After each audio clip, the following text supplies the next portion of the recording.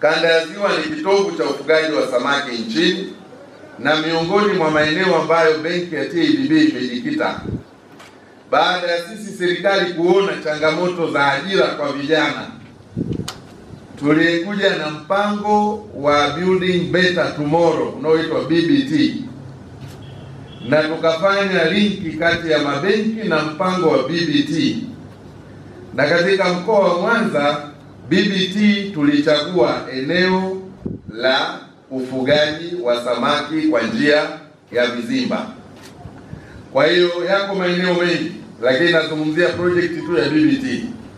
Kwa hiyo kwa kipindi cha mwaka wa fedha 24-25, wafugaji wa samaki kwa njia ya vizimba waliopatiwa mikopo yenye thamani ya shilingi bilioni 7.5 kwa mwaka 24-25, bilioni 7.5 zimetolewa na benki kwa vikundi 47, vyama 14, na hapa sizungumzii vyama vya siasa, nazungumzia vyama vinavyofanya shughuli za kimaendeleo au vikundi vya maendeleo, watu binafsi 12, na nitawafanua vizuri hapo baadaye, na makampuni 4.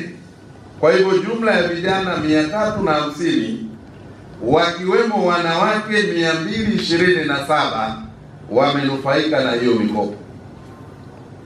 Kwa hiyo ninachokusudia kusema hapa ni kwamba fursa za mikopo kupitia benki ya TADB, kupitia mradi wa kuongeza ajira kwa vijana, yani BBT, bado zipo, kwamba vijana wengi wanaozungumziwa kwamba hawasikilizwi, wao wenyewe pia hawatafuti taarifa, kwa sababu kutafuta taarifa na kuwa na taarifa sahihi ni moja kati ya asilimia kadhaa ya kukabiliana na changamoto ya tatizo ulilonalo.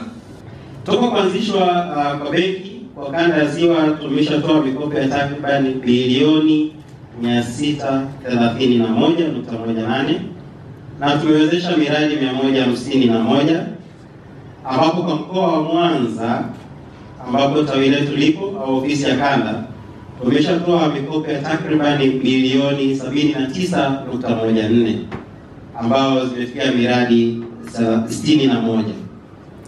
Baadhi ya mafanikio kwa uchache, kama benki kwenye mazao ya kimkakati, ukizungumzia zao la pamba, mwaka 2015 viwanda vingi vya pamba tulikuta vimefungwa,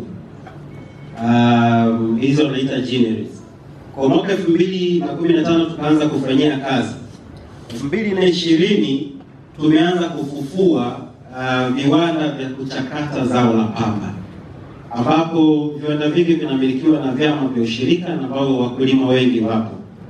Mpaka sasa hivi tumeshatoa kwenye zao la pamba tumeshatoa mikopo ya takriban bilioni 171.58, ambapo wakati tunaingia zao la pamba mkulima bei kabisa alikuwa anapata ilikuwa ni shilingi 900 kwa kilo. Kwa msimu ambao umepita bei imefika mpaka shilingi 1500, kwa maana ile bei ambayo ilitajwa na serikali, lakini inaendelea kukua. Na katika zao la pamba peke yake, ukiacha kufufua hivi viwanda vya uchakataji, tumeenda kuongeza thamani. Chama kimoja cha ushirika pale Kahama tumeenda kukiwezesha kiwanda cha kuchakata mafuta ya mbegu zinazotokana na pamba mbegu. Kwa hiyo tunaenda kuongeza thamani kwamba sasa hawauzi tu mbegu kama mbegu na pamba, lakini wanaenda kuchakata zile mbegu kupata mafuta ambao wanaenda kuongeza mafuta. Kwa hiyo inarudi kwa mkulima kumboreshea maisha na kuhakikisha kwamba sasa mkulima anaona